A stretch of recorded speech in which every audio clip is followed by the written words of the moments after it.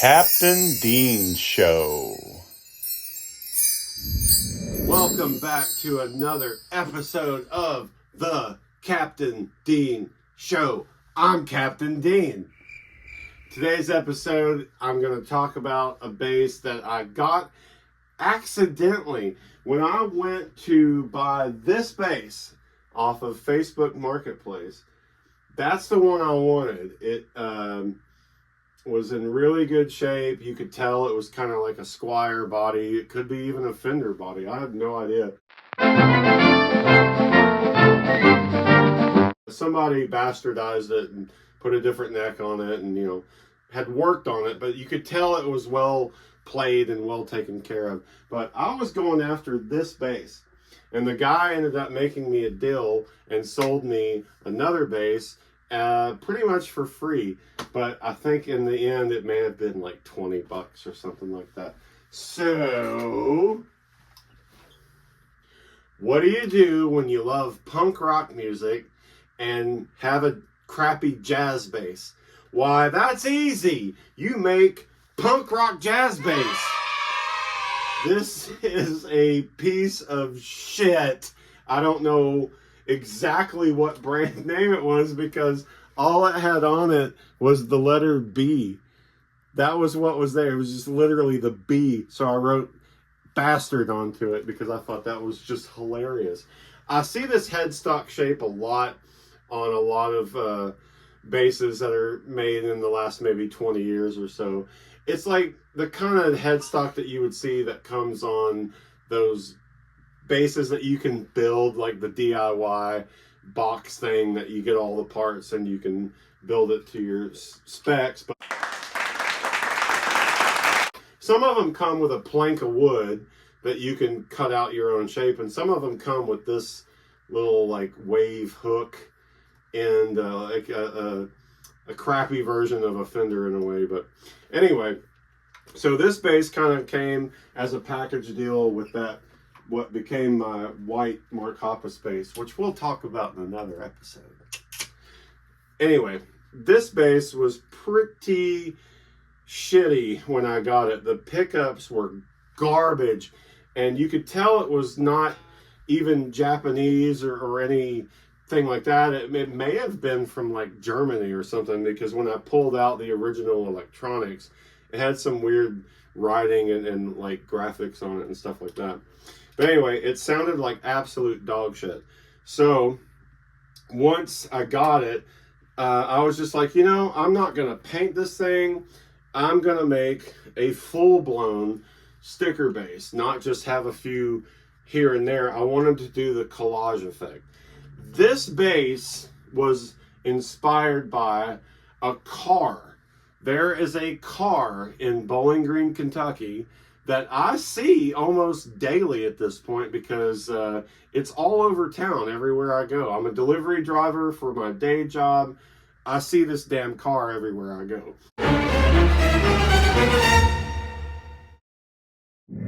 It is a Dodge Charger or maybe a Challenger. They completely covered this car in stickers, very similar to this kind of effect. Just overlap, smack them on. Doesn't matter if you can read it or not. It's just literally a collage of stickers all over this car. And I was very influenced by that at first. And then when I got the bass, it was Sunburst. And as you've learned in previous episodes, I've had a couple of Sunburst basses that got handled. The Mark Hoppus Josie bass over here was Sunburst. My Eddie Van Halen Franken bass was a Sunburst body, and so was this one. I didn't do anything to it. I just started putting stickers on it. So I went to a couple of my local record stores to get started, and I started finding some cool stickers to get. And the Green Day one actually is pretty cool. This came out of the Dookie 30th anniversary CD box set. So I was really happy to get that. I thought it was really cool that they had that in there. The Blink-182 sticker came from a Blink-182 concert. where is it? I don't know where it is, but it's somewhere on here. Yeah, there it is. The New Found Glory sticker came from a New Found Glory concert where they did Catalyst. What was the Catalyst? Was it 20th anniversary of Catalyst? Maybe 30? I don't know. Who knows? But anyway, so I started acquiring the stickers at my local record stores and through various things that I just had laying around the house. Then my home state of Kentucky in 2024 put on a punk rock flea market just outside of Lexington. And not only did my band get to play, which was really cool, there were a lot of vendors, and one guy in particular had a fuckload of stickers, and I bought, I think, $30 worth of stickers off of this dude. So the entire base, which has been worn a little bit already, literally the stickers just went right onto the body.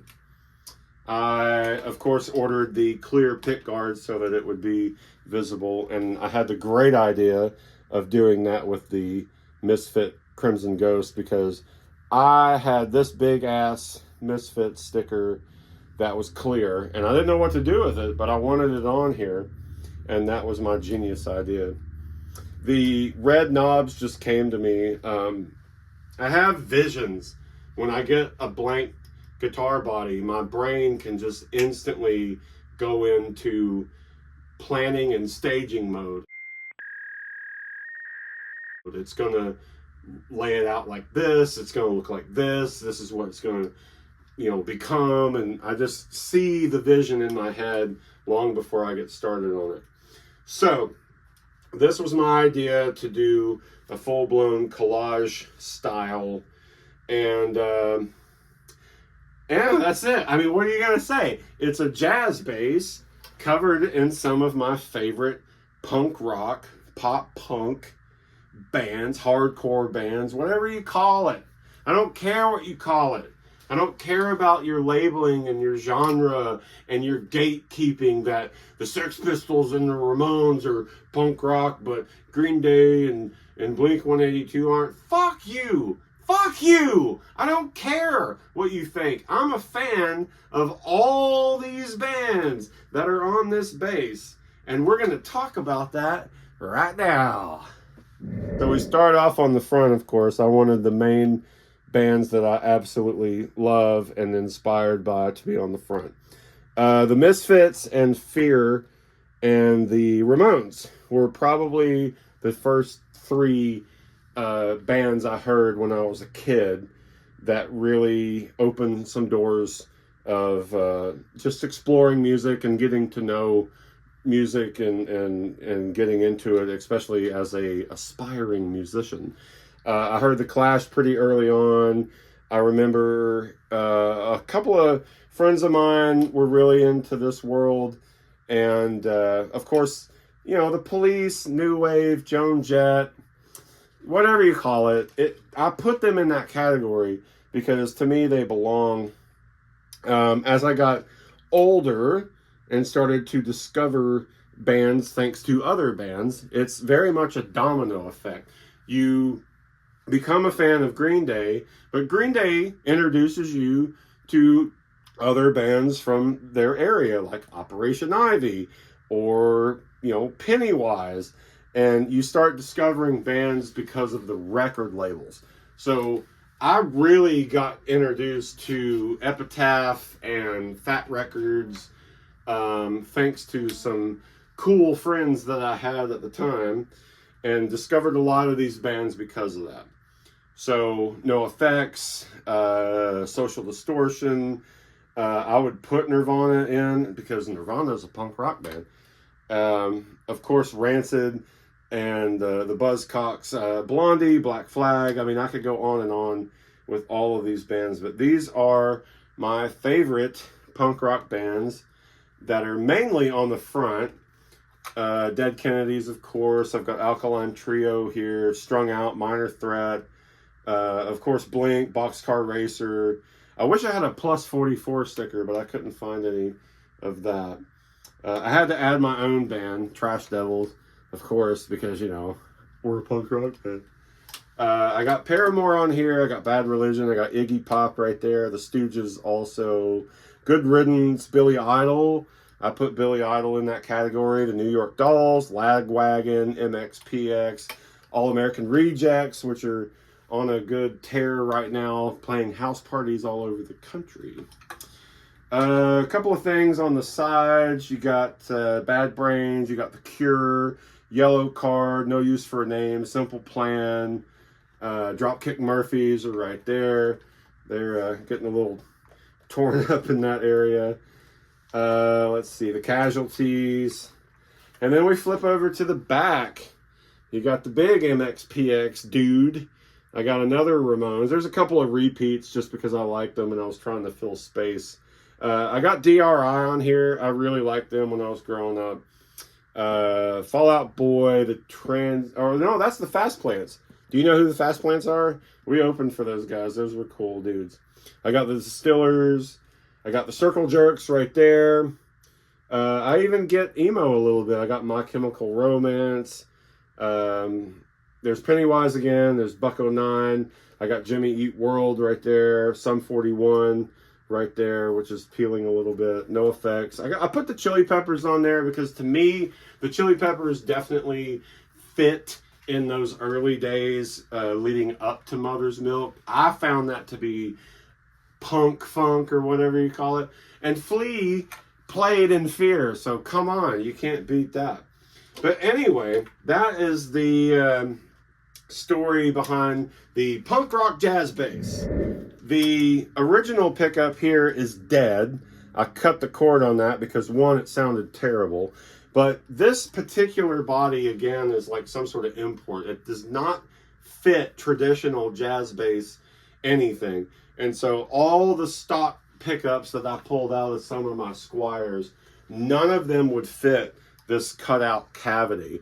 So I was like, just leave it in there, whatever. But this one did come out of a Squier, and thankfully by changing the pick guard plate, I was able to fit another one in there because it was a perfectly, cut out rectangle area for pickups to be, moved around to get comfortable and fit in. So this is actually the third pickup that I've installed in here. The first two were not very good. They didn't sound very meaty to me, especially being only having one. So I found this one, and if I'm not mistaken, when I got this Squier classic bass that became Tomark, which we will talk about in another episode, this pickup came out of that Jaguar bass, and it sounds great. So the neck's a little fat. It's got a weird, it's a different truss rod inside. I've had a hard time cranking that thing, but I did the best I could. I put a shim in here just to try to get it. It's still got a little bit high level that's not necessarily my taste, but I don't play it very much on stage. So when I do, it's usually on songs that are basically from the 7th fret down because, I'm not Billy Sheehan anyway. But I just basically, if I'm in this range playing typical, root notes and stuff like that, it's a pretty comfortable bass to play. So there you go. That is my love for punk rock music and shitty basses. Punk rock jazz bass. What do you do with a cheap, shitty jazz bass? You cover it in stickers, of course, of all your favorite punk rock bands. That fancy letter B needed a little bit more to it, so why not call it a bastard jazz bass? This was by far one of my most fun things to do. I didn't have to sand it. I didn't have to paint it. I didn't have to do anything. I just bought a ton of stickers and started smacking them all over the place. I find these clear pick guards on Amazon a lot, and they're really cheap. I think they're $15 or something. I love the fact that you can put a pick guard on there because it protects the stickers underneath it from getting scarred and scratched up. This, of course, came off the original CD package of Punk-O-Rama. I've got some local bands in my general area on the back of this to show some love to. Reckless Threat, No Loves. Good stuff. Can't leave out the Vibrolas. Punk rock, new wave, hardcore, pop punk, whatever you call it. I love it. This is the kind of music that appeals to me more than anything. This is why I'm obsessed with it. I listen to it all the time. I have a massive amount of punk rock CDs and records that I listen to on a regular basis. So this is my tribute to all the bands that have influenced me to keep playing music and to be a bass player. Thank you all. Fuck off.